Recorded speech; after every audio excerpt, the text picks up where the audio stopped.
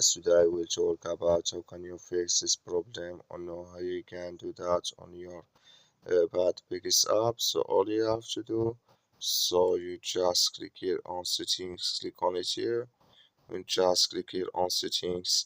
It's going to show for you a list like this here. So then you go down, just keep going down, click here on apps. Then you come to apps this here, and there you're looking here for so bad biggest app, or just click here on search, then here add bad biggest app, just click on it. So then it's going to take you to this list. You click here on for stop, click here on OK, then you go down, just click on storage, come to storage is here, just click on clear cache. Then all you have to do, just turn off your Wi-Fi and turn on it again, then it's going to work with you. That's all you have to do. Thank you for watching. Don't forget to support us by liking, subscribe.